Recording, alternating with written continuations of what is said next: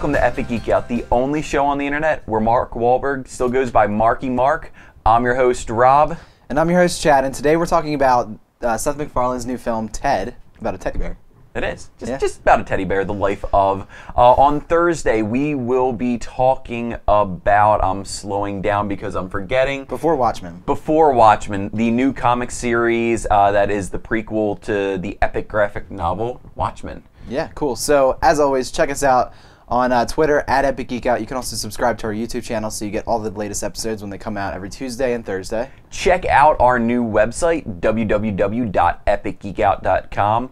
We're posting articles on there. It give you links to all the crap that we've done in the past. You could like us on Facebook. Yep. Follow us on Pinterest. Do all that stuff. Email also, us. Email us, fans@epicgeekout.com. But let's Where get there's into a little contact us little tab. Yeah, there is. This is awesome. There is. So let's get into our review of Ted.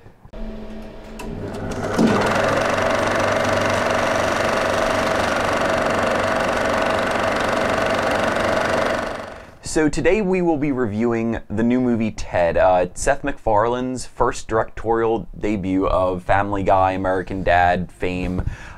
He voices the stuffed animal Ted, stars Mila Kunis, Mark Wahlberg, and a host of other Family Guy regulars, cast members.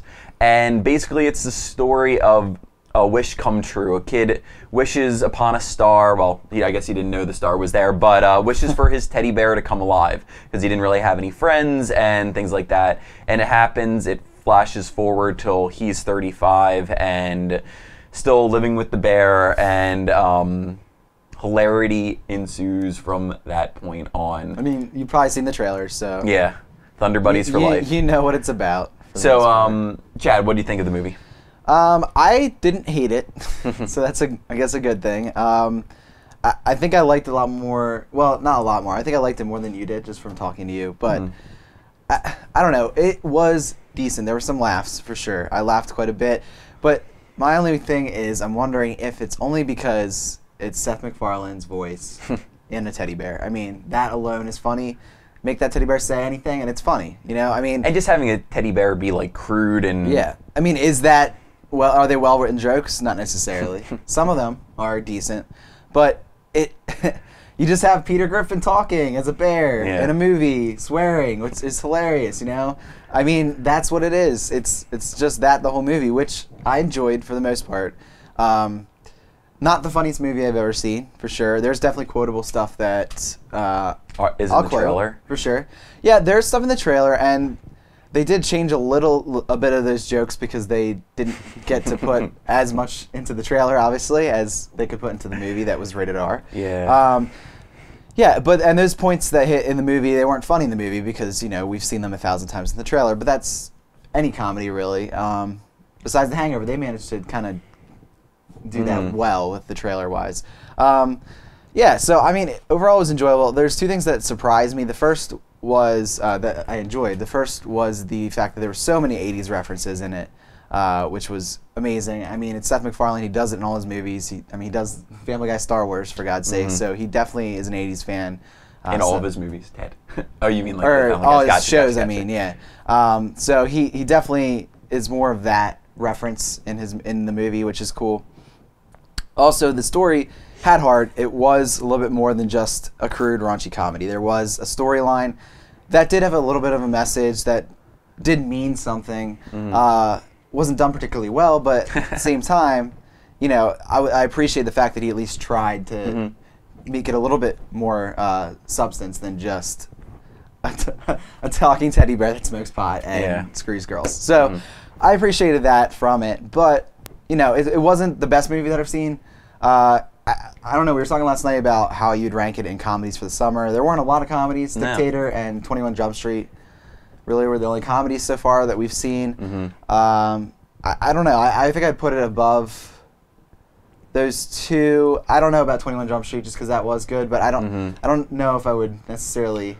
It was in the same vein of comedy, you know? Like, this is definitely that raunchy joke comedy. But all in all, enjoyed for the most part. I had laughs. Well, sure. I mean, the trailer, again, killed by the trailer. I loved watching the trailer, I showed the Red Band trailer to a lot of people, and they laughed hysterically. I mean, that was my biggest gripe. Was the trailer was a shortened version of the movie with most the funny parts in it. And most trailers are this, disjointed compilation of different scenes. It doesn't follow the story arc. But this trailer followed the story arc. Guy meets girl, Ted happens, funny parts ensue. And so if you knew the trailer at every point in the movie, you see him in a hotel room, you knew what was coming next. And that really hurt the movie a lot, in my opinion. And I know it's two different it's the marketing division doing that and stuff, but it sucked having watched the trailer, because most of the funny parts were unfortunately in that there were some great lines throughout. A lot of Flash Gordon in the movie, which I can't say I'm a huge fan of Flash Gordon. I understood what they were going for, but it's not that 80s cheeseball movie that I would have liked to see in it, just because I'm not a fan, and that was a huge story arc of it, and a lot of the inside jokes just didn't hit or resonate with me because it was from that.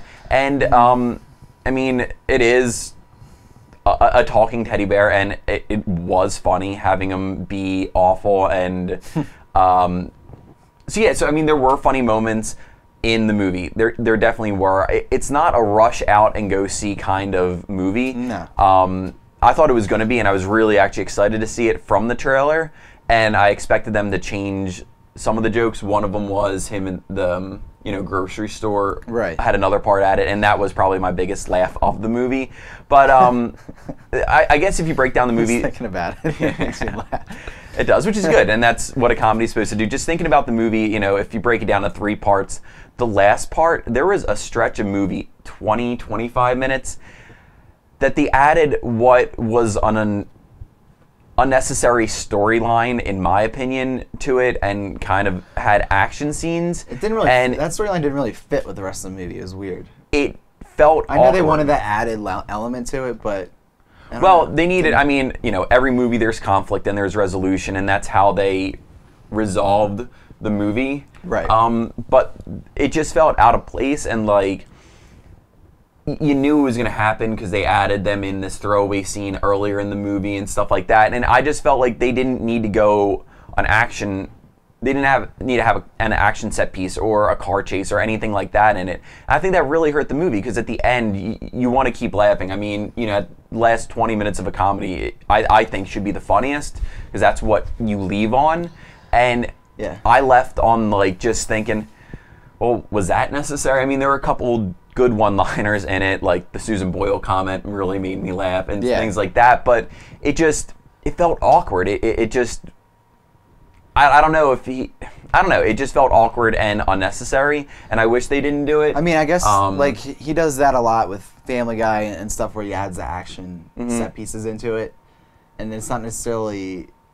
I mean, it really was a live action episode of Family Guy for the most part. I mean, the fight scene, it's kind of like the chicken fight scene. I mean, it had his style injected throughout, for sure. I was surprised there wasn't a musical number. That's at the end. I thought there was going to be. So I think that just kind of fits with what he typically does with but I think something was lost in translation from animation to live action, and it was just awkward and stupid. I mean, and so it's a movie I think definitely check out with friends. If you haven't seen the trailer, don't. Yeah, it's a movie. What else is there to say? If you haven't seen the trailer for some reason, don't watch it, because there's moments that are just. It'll be a lot funnier if you have. Great, I think. That the trailer ruins. Again, I'm getting sick of trailers ruining crap for me, because I do remember it and I do recall it in the movie, but it was funny.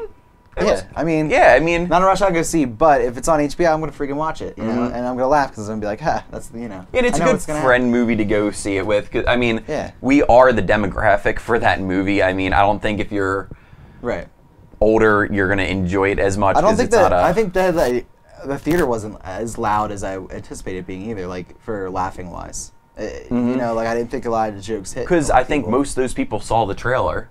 And I think the people who didn't, when he comes running and jumps in the bed, I think, I know everyone we were there with saw the Yeah, trailer. that was the Red Band, though. Probably less people have seen that one with the Thunder Buddy song. But I think, too, a lot of the 80s references, was lost on a lot of people, too. Yeah, the younger generation. So that definitely, the theater wasn't, and that affected it, too. I mean, we laughed quite a bit, but, Yeah, and I laughed at some of the, mean jokes, which made me, again, feel bad, which I always do.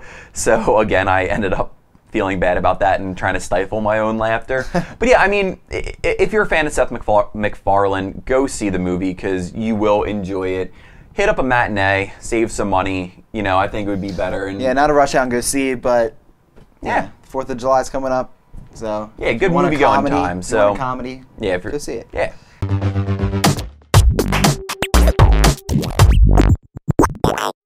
Well, once again, we like to give our thanks at the end of the episode for geek things that we are experiencing in our everyday lives. So, Rob, what are you thankful for today? Well, next week, The Amazing Spider-Man comes out, a movie that I feel is kind of flying under the radar. This week, actually today, when you're watching when you're watching this. So, in thanks to that, while you're watching this, we're probably in the theater seeing it.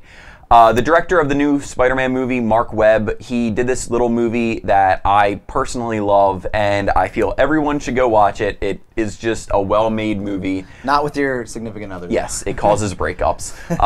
500 Days of Summer, starring Joseph Gordon-Levitt, Zooey Deschanel. It is just a wonderful movie.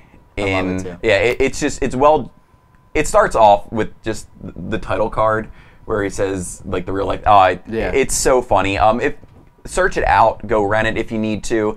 It just is a very well-made movie, which I feel like a lot of people haven't seen, and I'm really interested, and I'll find out today, how he translates into, directing an action movie and things like that, and if the love story kind of, in the new Spider-Man between Peter Parker and Gwen Stacy kind of feel like that movie. So I'm really excited. So I'd highly recommend that movie if you haven't seen it. Rewatch it again. It plays on TV every now and then. So definitely check it out. So what are you thankful for today? I'm going to give a little shout out to our friend Mr. Seth MacFarlane. I'm going to thank Family Guy today. Awesome show. I have been that too. Oh, really? Yeah. That's good you didn't. Because I wouldn't have had anything else. Yeah. I have been a fan of Family Guy way back in the day when it wasn't even on television anymore. I had the box sets and then brought back, which is awesome. Like 3 times. Yeah. Well, yeah. I'm a fan of The Simpsons as well, but Family Guy holds a special place in my heart. I remember days in high school where you watched clips from it and all that great stuff. And one of the best things about Family Guy is the DVDs now are uncensored and they swear, and it's hilarious hearing Stewie and Brian swears and drop the F-bomb. Love it. He has his own style. It's very repetitive. You might not like that, but I personally love it, and I could sit there and watch episodes all the time. They're on TBS like pretty much 24 6 hours a day. Yeah. So I love it, and I appreciate Family Guy. Thank you very much for being on my television set. Yeah. Cool. So check back with us on Thursday for our review of the Before Watchmen series. Yeah, we're excited for that. But thanks for watching this episode of Epic Geek Out.